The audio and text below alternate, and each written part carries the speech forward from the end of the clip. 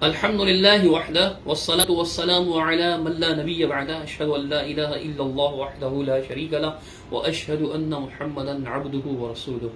بعض دوستوں کی طرف سے بعض علماء سمجھے جانے والے اور اسی طرح بعض یوٹیوبرز کے کلپس بھیجے گئے ہیں جس میں وہ ایک روایت پیش کر رہے ہیں اور اس سے پہلے وہ دکھا رہے ہیں باقاعدہ یعنی انڈیکیٹ کر کے کہ یہ دیکھیں گنبد خضرا کے اوپر مسجد نبوی میں جو گنبد خضرا ہے اس کے اوپر ایک روشن دان بنی ہوئی ہے.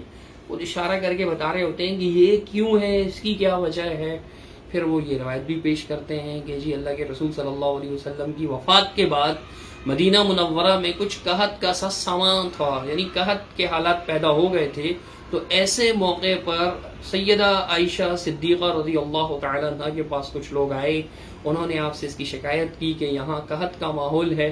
تو سیدہ عائشہ صدیقہ رضی اللہ تعالی عنہ نے فرمایا تھا کہ جس حجرہ مبارکہ میں رسول اللہ صلی اللہ علیہ وسلم کی قبر مبارک ہے اس کے درمیان اس کی چھت میں ایک روشن دان بنا لو تاکہ قبر مبارک اور آسمان کے درمیان کوئی حائل نہ رہے, کوئی رکاوٹ نہ رہے, یعنی ڈائریکٹ آسمان اس کو دیکھ سکے. اللہ کی رحمت برسے گی, بارش ہو جائے گی. بارش ہوئی اور ایسی بارش ہوئی کہ اس کے بعد مدینہ منورہ میں ہر طرف لہلاتے کھیت ہو گئے, سبزہ ہو گیا, گھاس پھوس اگ گئی خوب, جانوروں نے کھایا, ان پر چربیاں چڑھ گئیں اور وہ بہت موٹے ہو گئے جانور, حتیٰ کہ اس سال کا نام عام الفتح رکھا گیا. تو یہ روایت جو ہے موجود ہے مشکات المصابیح میں بھی, اور اسی طرح امام دارمی رحمۃ اللہ علیہ سے سنن دارمی بھی لائیں, لیکن یہ روایت سندن ثابت نہیں ہے. اس کی چند وجوہات ہیں.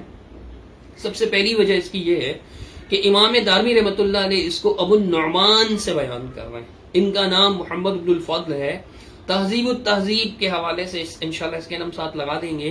امام ابن حجر اسقلانی رحمۃ اللہ علیہ بہت سے ائمہ کی جرح لائیں کہ آخر عمر میں ان کا حافظہ خراب ہو چکا تھا. امام ابو داؤد نے بھی اس بات کو بیان کیا ہے, بعض دیگر امام بخاری رحمۃ اللہ علیہ نے بھی اس بات کو بیان کیا, اور بعض دیگر محدثین نے بھی, کہ ان کا آخر عمر میں حافظہ خراب ہو چکا تھا. یہ بات تہذیب میں موجود ہے. تو جس راوی کا آخر عمر میں حافظہ خراب ہو جائے تو پھر اس کے بارے میں یہ لازمی ہوتا ہے کہ اس کی روایت کے بارے میں یہ صراحت موجود ہونی چاہیے کہ یہ روایت حافظہ خراب ہونے سے پہلے لی گئی ہے.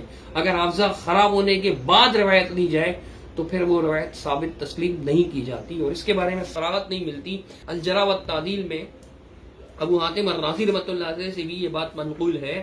ان کے بیٹے نے یہ بات بیان کی کہ میں نے اپنے والد سے یہ سنا, یعنی ان کے ترجمے میں ترجمہ محمد بن الفضل کا ہے, اس میں وہ ابو النعمان کے ترجمے بیان کرتے ہیں کہ میں نے اپنے والد سے سنا کہ اختلط عارم فی آخر عمرہ. عارم ان کا لقب ہے, محمد بن الفضل ان کا نام ہے, اور ابو النعمان ان کی کنیت ہے.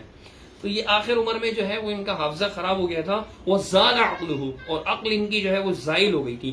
تو فمن سمع عنہ قبل الاختلاط فسماعه صحیح, جس نے اختلاط سے پہلے ان کی بات سنی ہے ان کا سماع صحیح ہے. یعنی جنہوں نے اختلاط کے بعد سنی تو ان کا سماع اس سے صحیح نہیں ہوگا, اور روایت صحیح نہیں ہوگی. یہ پہلی علت ہے اس روایت کی. اور دوسری علت یہ ہے کہ امام دارمی رحمۃ اللہ علیہ نے ابو النعمان سے جو ہے سعید بن زید سے روایت نقل کر رہے ہیں. سعید بن زید جو ہیں ان پر بھی کچھ کلام ہے, اگرچہ یہ صدوق راوی ہیں.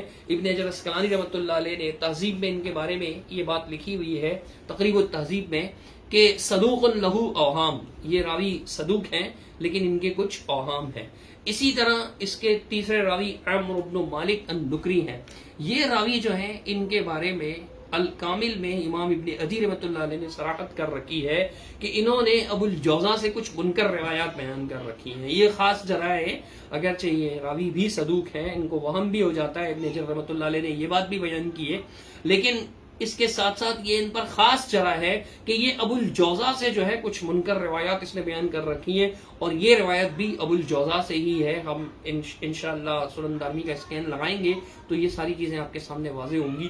اس سلسلے میں آخری بات جو یہ ہے کہ صحیح بخاری شریف کے اندر حدیث موجود ہے امی عائشہ صدیقہ رضی اللہ تعالی عنہ کی, وہ میں آپ کے سامنے پڑھ کر سنا دیتا ہوں کہ یہ واقعہ ہی اس سے سارے کا سارا مشکوک معلوم ہوتا ہے.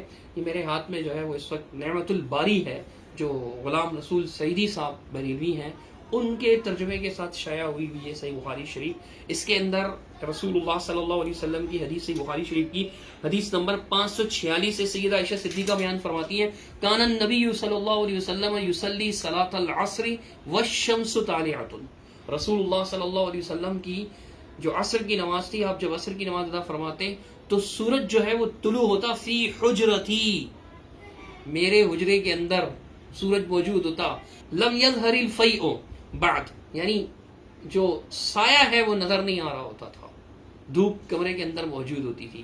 اب اس روایت سے کیا ثابت ہوتا ہے کہ امی عائشہ صدیقہ رضی اللہ تعالیٰ عنہ کے دور میں، نبی مکرم صلی اللہ علیہ وسلم کے زمانے میں حجرہ مبارک ایسا تھا ہی نہیں کہ اس کے بالکل جو ہے نا آسمان سے چھپا ہوا ہوتا کہ اس میں روشن دان بنانے کی ضرورت پڑتی. تو ویسے ہی دھوپ آ رہی ہوتی تھی، اگر پوری چھت مکمل بند ہوتی تو دھوپ نہیں آ سکتی تھی. وہ فرماتی ہے کہ میرے حجرے کے اندر ہی دھوپ ہوتی تھی اور سایہ نہیں ہوتا تھا، اور اللہ کے رسول صلی اللہ علیہ وسلم عصر کی نماز پڑھتے تھے. یہ صحیح بخاری شریف کی حدیث ہے، حدیث نمبر میں بتا چکا ہوں 546. اس حدیث سے ثابت ہوتا ہے کہ اللہ کے رسول کے دور میں، سیدہ عائشہ کے دور میں اس حجرے کی یہ کیفیت تھی. پھر یہ جو چھت اس کے اوپر بنی ہے، تعمیرات بنی ہیں، یہ تو بہت بعد کی بات ہے، یہ تعمیرات بعد کی بات ہے. جب چھت کے درمیان جو ہے نا وہ چھت بند تھی نہیں تو کھڑکی بنانے کی بھی ضرورت نہیں تھی، روشن دان بنانے کی ضرورت نہیں تھی. روایت بھی ثابت نہیں ہے. لہذا ایسی بے ثبوت روایتوں سے، ان کو بیان کرنے سے اور ان پر استدلال کرنے سے، ان سے پھر مختلف مسائل ثابت کرنے سے گریز ہی بہتر ہے. اللہ سبحانہ تعالیٰ سمجھ عطا فرمائے. اقول قولی ھذا استغفر اللہ.